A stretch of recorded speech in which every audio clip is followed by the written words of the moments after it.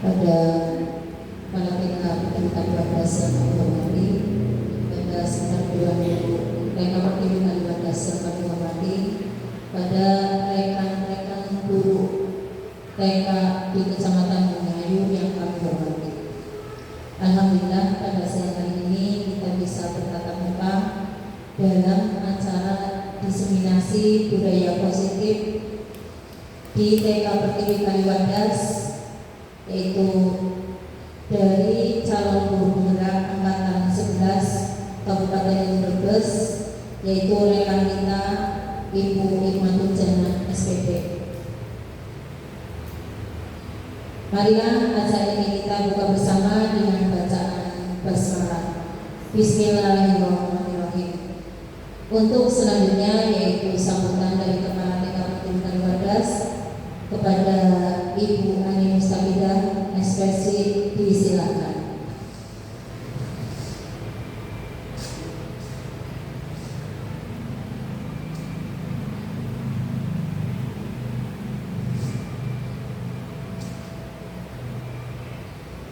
Assalamualaikum warahmatullahi wabarakatuh.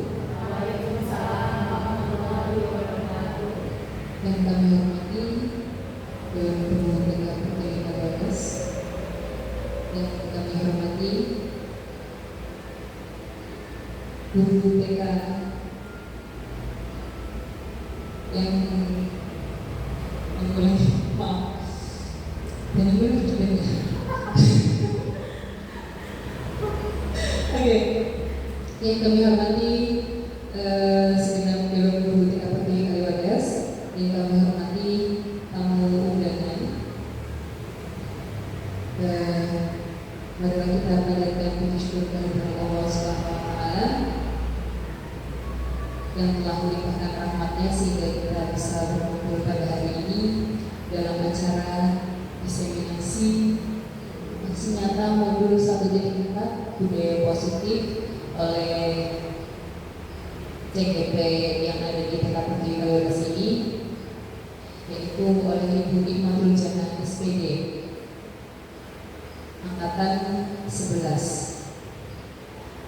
Salawat serta salam tak lupa kita curahkan kepada junjungan Nabi kita, Nabi Muhammad SAW, yang selalu kita nanti-nantikan syafaatnya di akhir.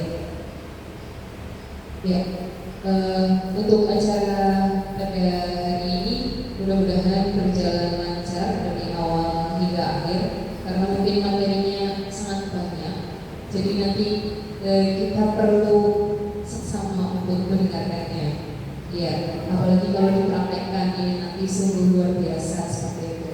Dan mungkin nantinya apabila di tengah-tengah acara kita beristighfar tidak apa-apa. Ternyata selama ini yang saya kira mengajari anak sudah betul, ternyata anak salah ya. Iya, mesti anak salah ya. Jadi manusia, ya mesti anak salahnya. Ini nanti diingatkan kembali oleh Bu Irma, ya, calon guru penggerak di angkatan 11. Dan ini the one and only yang ada di TK Pertiwi Kaliwadas ini. Tepuk tangannya dong ibu-ibu. Iya. Perlu ibu-ibu ketahui juga dan bisa dilihat dari tampilannya. Bu Irma ini sangat menarik bukan? Iya, sangat menarik sekali. Tapi materi hari ini tidak kalah menariknya. Iya. Nanti kita simak bersama-sama. Diseminasi. Apa sih diseminasi? Gue enggak penasaran deh ibu. Diseminasi sih apa? Apa ibu? Ada yang tahu? Oh, belum ada yang tahu. Iya. Nanti dijelaskan oleh Bu Irma ya. Tapi sedikit saja diseminasi ini penyebaran. Iya, kata kuncinya penyebaran. Apa yang sudah didapatkan Bu Irma di pendidikan guru penggerak nanti ditularkan kepada ibu-ibu semua yang hadir di sini seperti itu. Nah, lalu ibu-ibu di sini barangkali nantinya ibu guru ada yang mau daftar ke jadi CGP kalau dibuka ibu-ibu daftar aja, nggak apa-apa. Iya, nanti kan itu kan kita jadi bisa menjadi pemimpin pembelajaran yang baik seperti itu. Nah, seperti yang saya katakan di awal tadi, yang kita kira padahal wah, kayak aku sebenarnya ngajari wis apik, tapi sebenarnya astagfirullahaladzim ternyata kurang gitu. Nah, nanti dengan mengikuti pendidikan guru penggerak ini, insya Allah akan meningkatkan kompetensi kita juga untuk dalam proses pembelajaran, dalam proses mengajar kita. Ya, dan apabila teman kita di dalam satu sekolah ada yang mengikuti pendidikan guru penggerak, kita harus dukung ibu-ibu. Ya, kita harus dukung. Karena apa itu? Nanti informasi-informasi yang teraktual bisa juga yang mendapatkan itu dari guru penggerak tersebut. Nah, jadi untuk mengembangkan sekolah kita perlu dukung itu semuanya ya, tidak hanya guru saja yang melaksanakan kegiatan yang ada di sekolah, tapi perlu kerjasama juga dengan mitra-mitra sekolah, seperti contohnya wali murid seperti itu, atau mitra-mitra kita yang lain untuk menunjang sekolah kita agar menjadi sekolah yang sesuai. Dan saya selalu mengingatkan kepada ibu guru untuk berterima kasih kepada diri sendiri. Jangan lupa berterima kasih kepada diri sendiri. Itu bisa kita laksanakan pas kita mau tidur. Terima kasih untuk hari ini karena sudah kuat menjalani hari-hari yang berat seperti itu. Nah, boleh disebutkan satu persatu. Terima kasih di pikiran seperti itu karena hari ini tidak stres seperti itu. Ya, terima kasih kepada mamaku, terima kasih kepada tanganku karena hari ini sudah bergerak ekstra seperti itu. Pokoknya terima kasih semuanya untuk diri kita sendiri yang ada di badan kita sendiri. Ya, seperti itu ibu-ibu. Langsung saja saya akhiri. Billahi taufiq wal hidayah. Wassalamualaikum warahmatullahi wabarakatuh.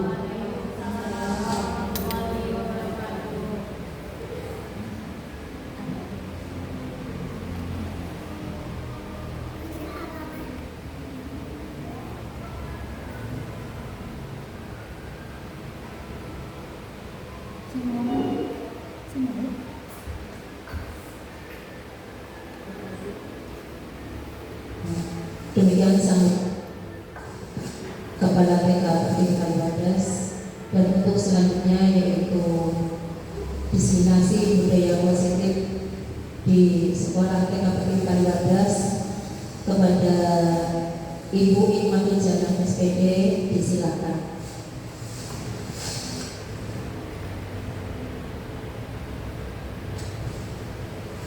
Terima kasih kepada Ibu Fatihana SPD kami selaku pembawa acara hari ini. Terima kasih juga untuk Bu Ani yang berkenan memberikan sambutannya. Dan terima kasih untuk Ibu hadir. Ibu, Assalamualaikum warahmatullahi wabarakatuh. Waalaikumsalam warahmatullahi wabarakatuh. Nah, di sini saya berdiri itu bukan bermaksud untuk ibu semua ini, tapi hanya untuk berbagi pengalaman selama saya mengikuti pendidikan di calon guru penggerak ini. Alhamdulillah sudah mengikuti hampir kurang lebih 2 bulan ibu. Saya sudah belajar dari modul 1.1, 1.2, 1.3, dan hari ini saya akan coba mendiseminasikan aksi nyata modul di 1.4 tentang budaya positif.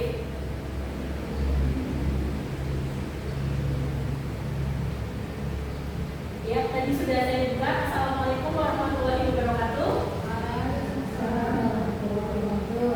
Semoga keberkahan dan keselamatan selalu menyertai kita semua. Amin amin ya rabbal alamin. Nah, sebelum kita lanjut ke materi, kita listening dulu di ibu. Nah, kata kuncinya itu yaitu sebutkan warnanya. Sebutkan namanya? Warnanya. Sebutkan warnanya. Kita mulai. Yang cepat ya.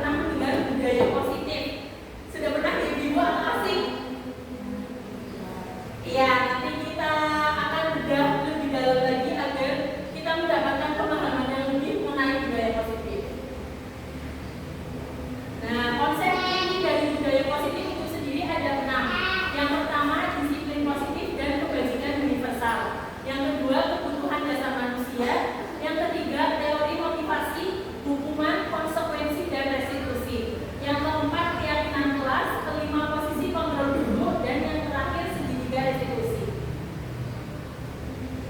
Yang pertama, kita belajar tentang disiplin positif dan kebajikan universal. Disiplin positif merupakan kebiasaan-kebiasaan hal yang baik, mencakup sikap atau perilaku maupun tutur kata oleh seluruh warga di sekolah, terutama bagi murid agar dapat berkembang menjadi pribadi yang kritis, mandiri, dan bertanggung jawab. Sebagai pendidik, tujuan kita adalah menciptakan peserta didik yang memiliki disiplin diri sehingga mereka berperilaku mengacu kepada nilai-nilai kebajikan universal dan memiliki motivasi dalam diri menuju perubahan perilaku ke arah yang lebih baik. Nah, disiplin positif di sini berarti kebiasaannya dilakukan di TK masing-masing. Saya yakin di sekolah ibu guru semua sudah melakukan disiplin positif. Seperti membiasakan budaya ngamen sudah di ibu, alhamdulillah sudah. Terus membiasakan anak-anak untuk datang tepat waktu juga sudah, dan masih banyak yang lainnya. Nah, disiplin positif tadi itu berkaitan dengan teori kontrol. Selanjutnya, psikiater dan pendidik Dr. William Glasser dalam kontrol teori yang kemudian tadi berkembang dinamakan choice theory merumuskan beberapa miskonsepsi tentang makna kontrol. Yang pertama itu ilusi guru mengontrol murid. Nah, pada dasarnya kita tidak dapat memaksa murid untuk berbuat sesuatu jika murid tersebut memilih untuk tidak melakukannya. Walaupun tampaknya guru sedang mengontrol perilaku murid, hal demikian terjadi karena murid sedang mengizinkan dirinya dikontrol. Saat itu bentuk kontrol guru menjadi kebutuhan dasar yang dimiliki murid tersebut. Teori kontrol menyatakan bahwa semua perilaku memiliki tujuan, bahkan terhadap perilaku yang tidak disukai.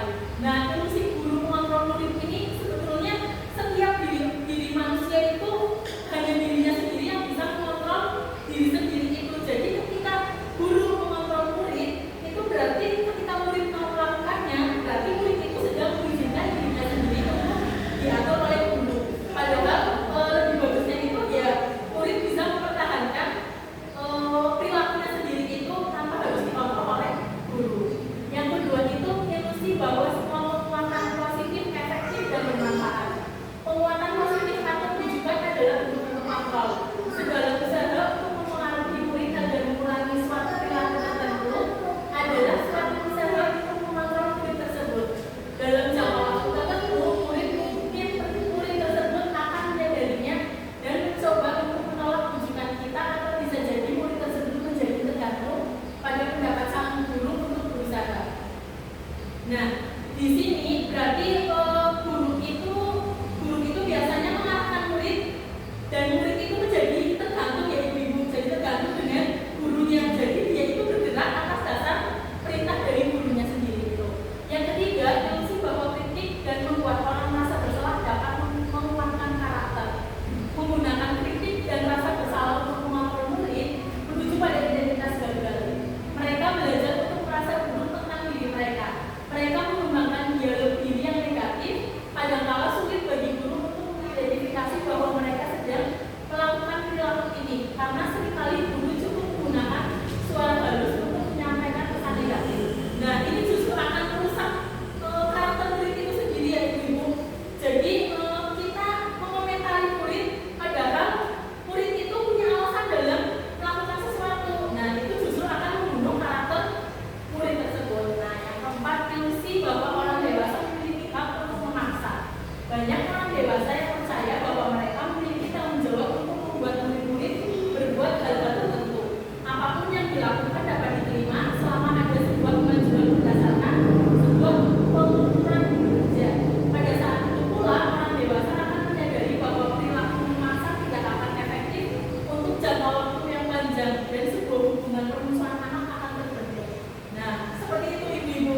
Kadang kita seringkali terlalu mengarahkan anak-anak itu justru akan membunuh karakter anak didik tersebut. Jadi sebaiknya kita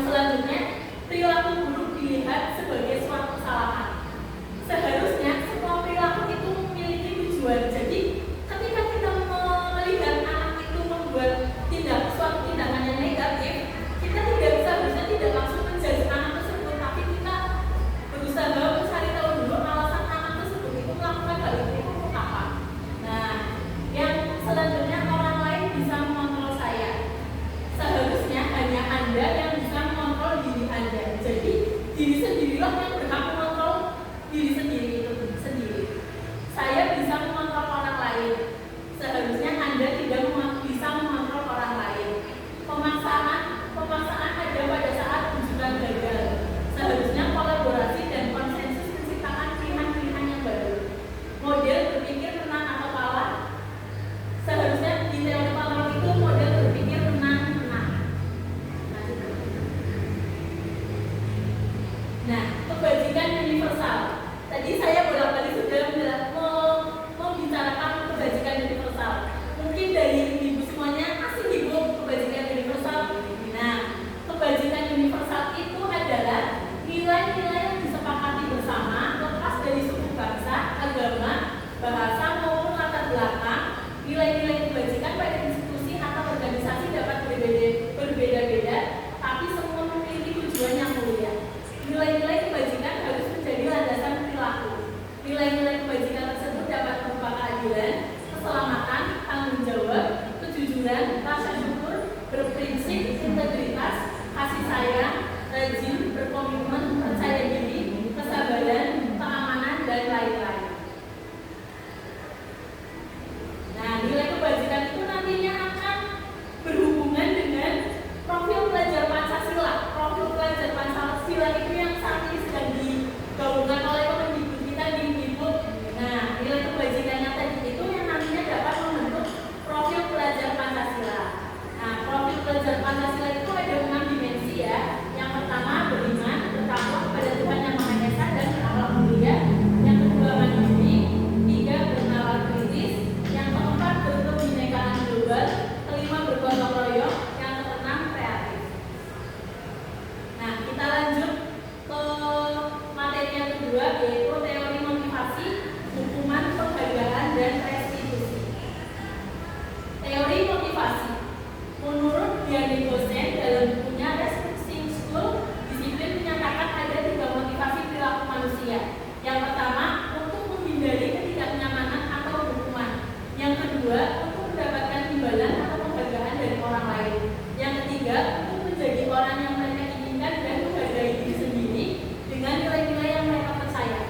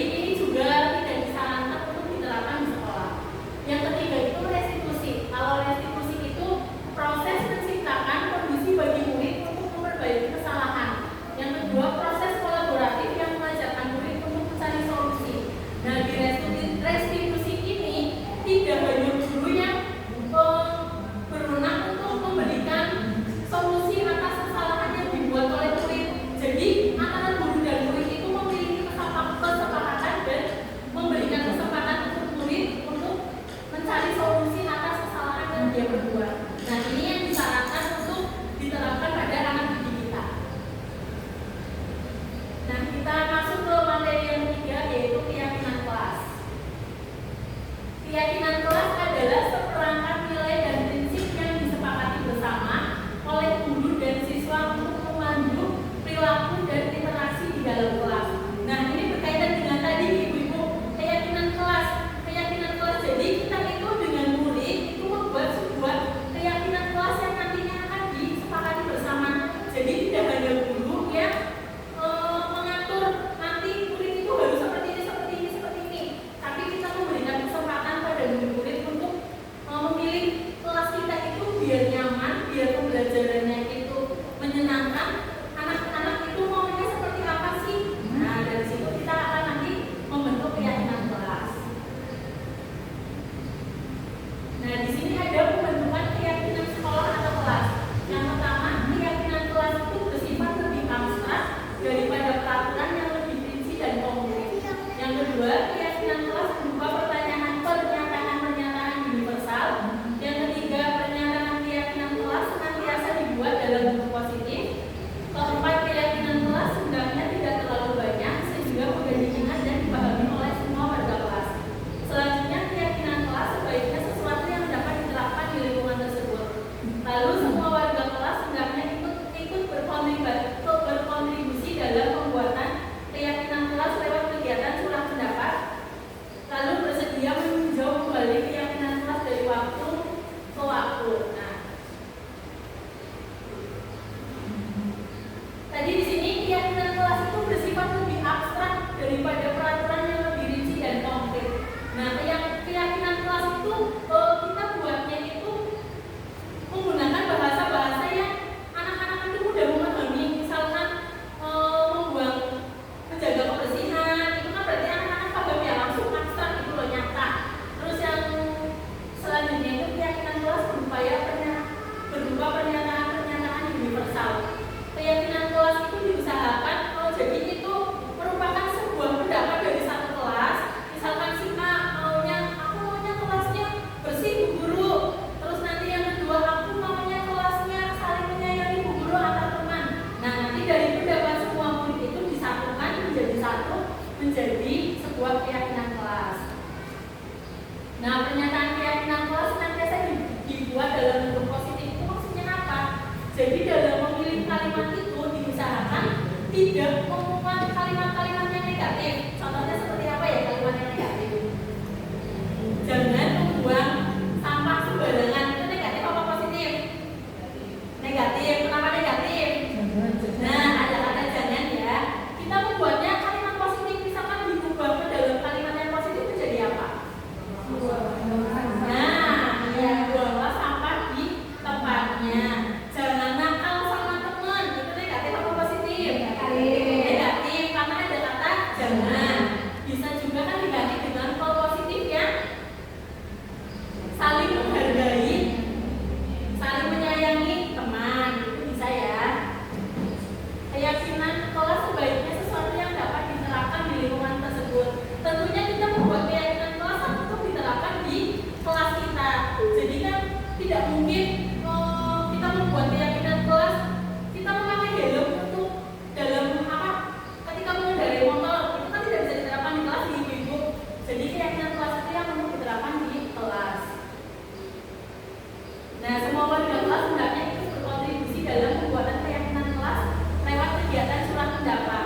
Jadi ketika kita membentuk sebuah keyakinan kelas itu bukan hanya gurunya saja, tapi guru dengan murid itu berkolaborasi dan muridnya juga tidak dipilih. Kan kadang dalam satu kelas itu ada yang aktif, ada yang pasif, tapi kita memberikan kesempatan pada semua murid untuk mencurahkan pendapatnya.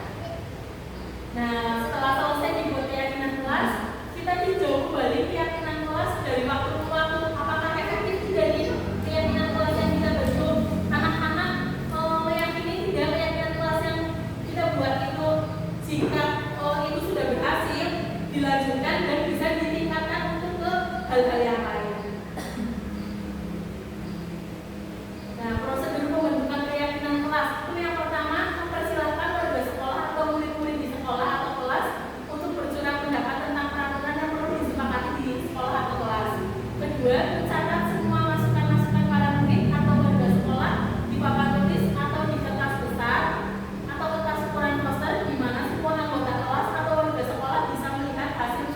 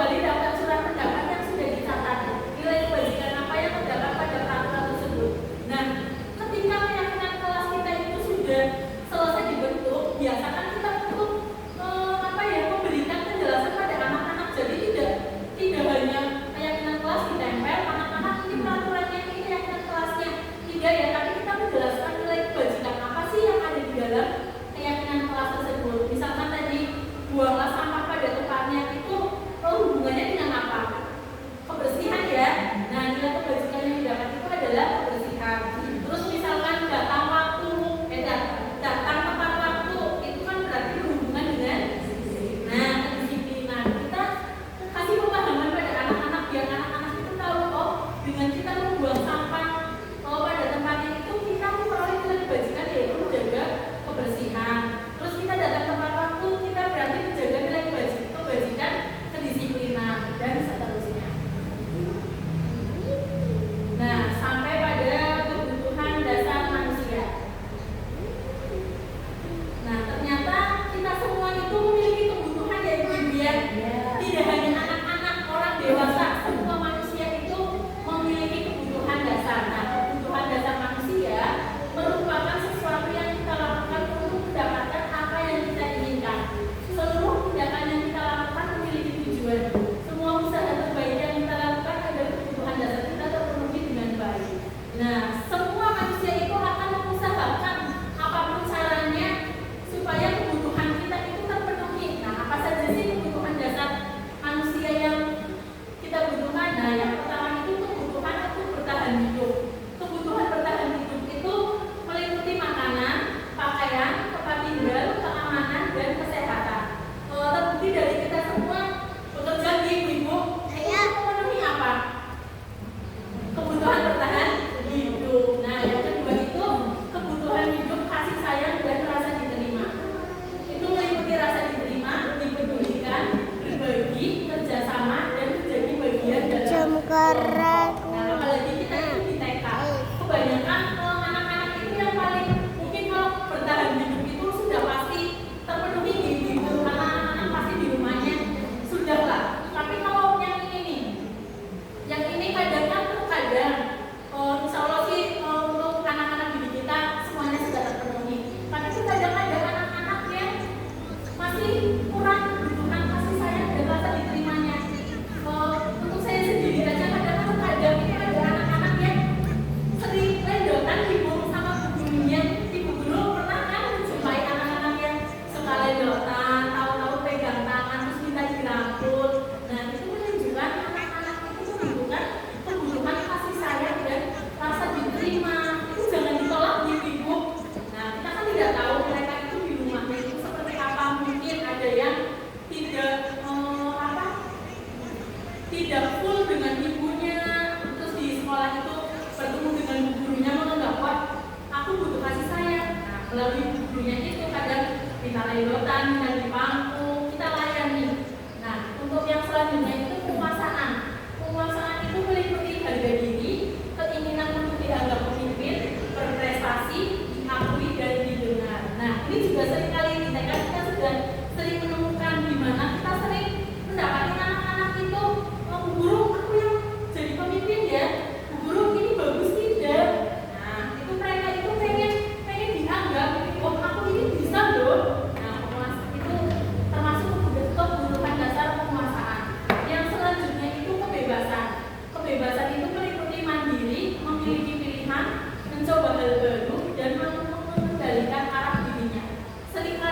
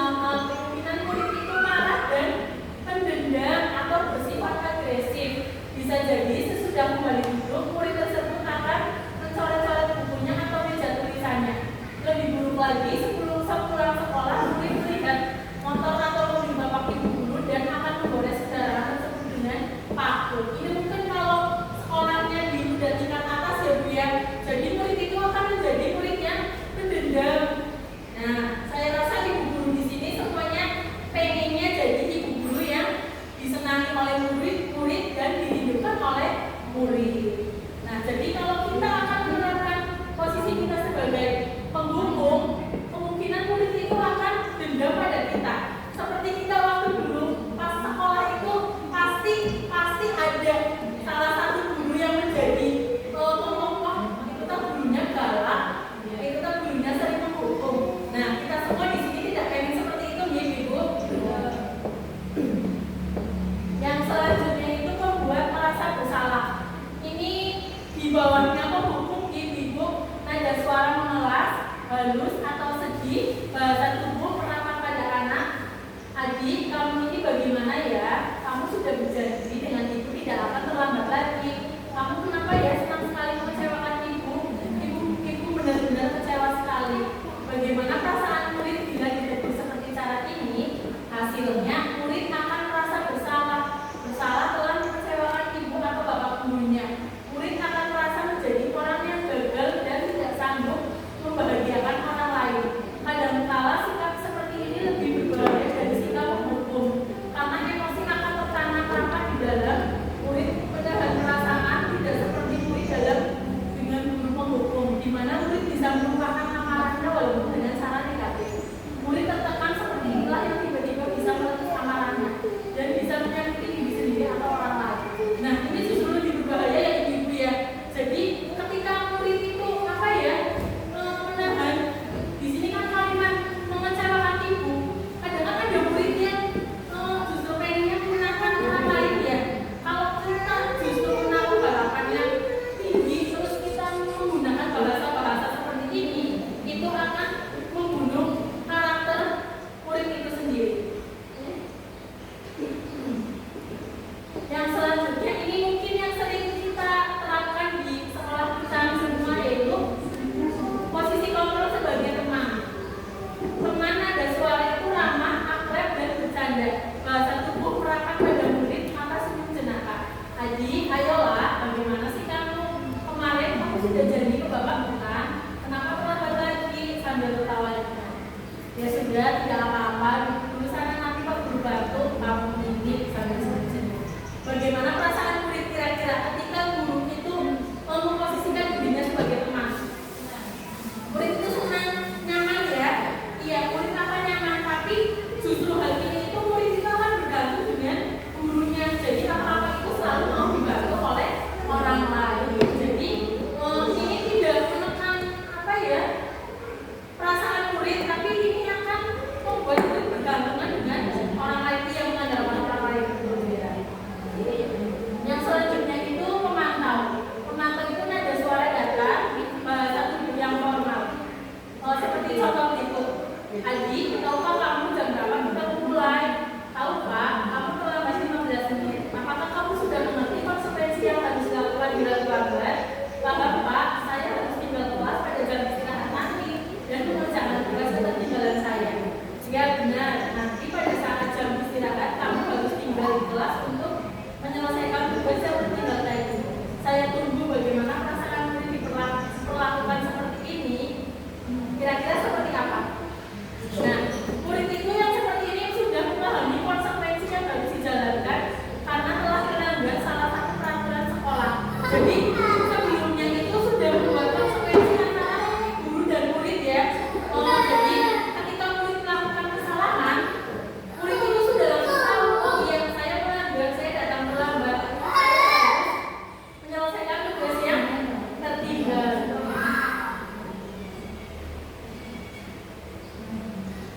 Yang selanjutnya itu posisi manajer.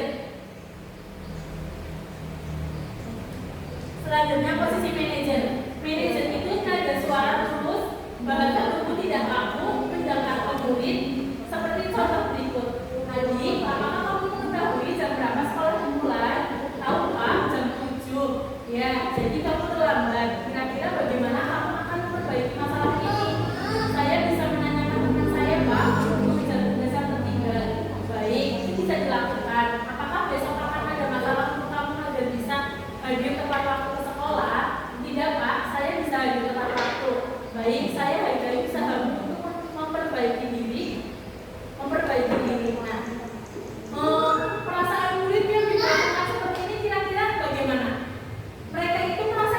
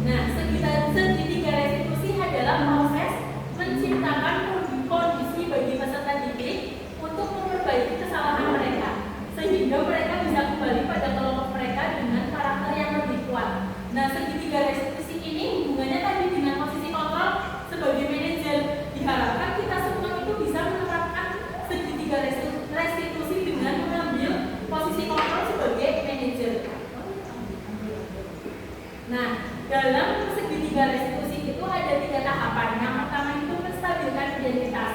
Bagian dasar dari segitiga bertujuan untuk mengubah identitas anak dari orang yang gagal karena melakukan kesalahan menjadi orang yang sukses. Anak yang melanggar peraturan karena sedang mencari perhatian adalah anak yang sedang mengalami kegagalan. Dia mencoba untuk memenuhi kebutuhan dasarnya, namun ada berulang. Kalau kita mengkritik dia, maka kita akan tetap membuatnya dalam posisi gagal. Kalau kita ingin dia menjadi reflektif, maka kita harus meyakinkan si anak. Nah, dalam menstabilkan identitas ini, namanya juga menstabilkan ya. Jadi kita itu meredam dulu emosinya sang anak.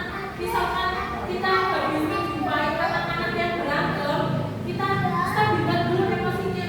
Kita buat anak-anak itu tenang dulu.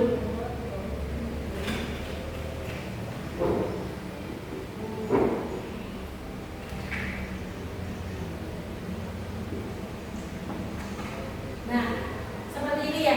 Yang pertama itu kita bisa meyakinkan anak bahwa berbuat salah itu tidak apa-apa, tidak ada manusia yang sempurna. Terus yang ketiga juga saya juga pernah melakukan kesalahan seperti itu. Selanjutnya kita bisa menyelesaikan ini. Yang kelima, Bapak Ibu tidak tertarik untuk mencari siapa yang salah, tapi Bapak Ibu ingin mencari solusi dari permasalahan ini. Selanjutnya kamu berhak merasa begitu. Lalu yang ketujuh, apakah kamu sedang menjadi teman yang baik buat dirimu sendiri? Nah, ketika si anak itu berbuat tindakan yang menyimpang, kita awali dengan kata-kata seperti ini. Contoh ya, Ibu bisa dengan mungkin kalimat yang lain. Ini saya membuat yang ini, berbuat salah itu tidak apa-apa. Kira-kira anak yang tadi habis berbuat salah, kita kasih tahu berbuat salah itu tidak apa-apa. Nah, kira-kira langsung apa? Tenang ya, tidak apa emosinya itu perlahan akan turun. Bisa juga tidak ada manusia yang sempurna, jadi anak-anak itu stabil dulu agar kita bisa menuju ke proses yang selanjutnya. Nah, baru setelah anak-anak itu emosinya sudah mulai tenang, kita lanjut ke validasi tindakan yang salah.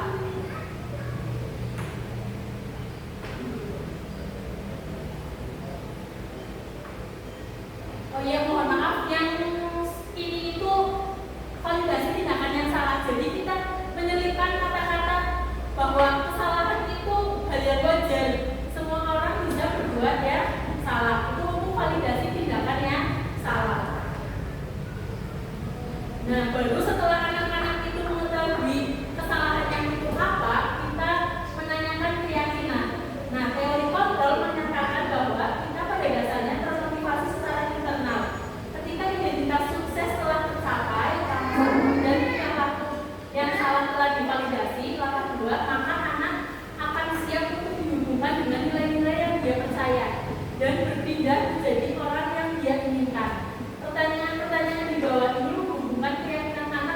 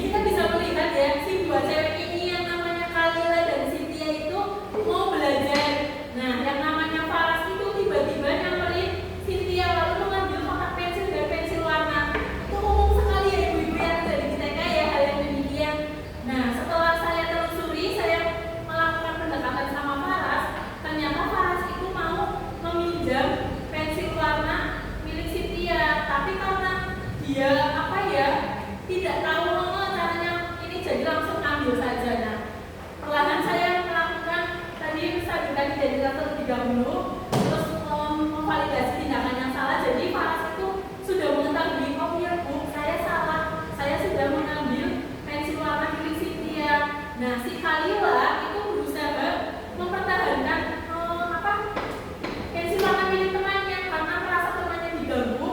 Jadi bela, tapi tindakan Kalila juga salah karena apa?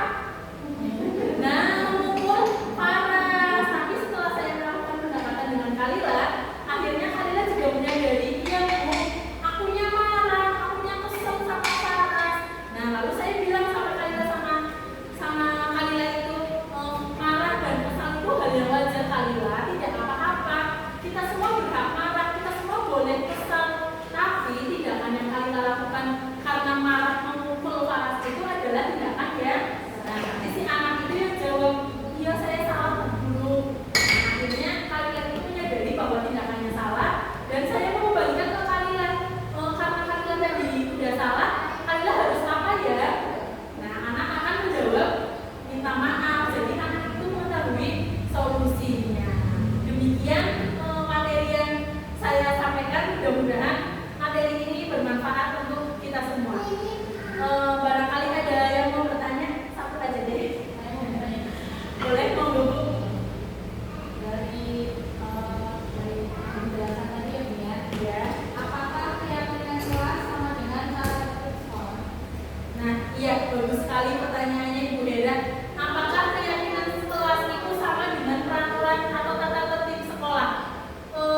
Itu berbeda Ibu. Dari kata-katanya aja, tata tertib, peraturan sekolah. Kira-kira kalau tata tertib dan peraturan sekolah itu siapa yang membuat? Sekolah ya, guru ya, kepala sekolah. Kira-kira anak-anak dilibatkan tidak dalam pembuatan tata tertib sekolah? Tidak, jadi hanya satu pihak saja. Sedangkan keyakinan kelas itu dibentuk atas kesepakatan bersama. Jadi antara guru dan siswa, tidak hanya pihak sekolah saja. Jadi siswa itu juga berkesempatan untuk apa ya, punya impian bahwa aku pengen kelasnya akan seperti apa, itu nanti terbentuklah keyakinan kelas atau kesepakatan kelas. Kira-kira seperti itu ya. Cukup ya Ibu. Ada yang mau berpendapat? Curah pendapat barangkali, Bu, aku kan di sekolahnya kayak gini. Ada tidak Ibu? Cukup deh. Saya rasa materi yang saya berikan cukup Ibu. Mudah-mudahan ini bermanfaat untuk kita semua. Mohon maaf apabila ada kesalahan kata-kata atau banyak kurang-kurangnya. Mohon dimaafkan Ibu. Terima kasih. Wabillahi taufiq wal hidayah. Wassalamualaikum warahmatullahi wabarakatuh. Waalaikumsalam warahmatullahi wabarakatuh.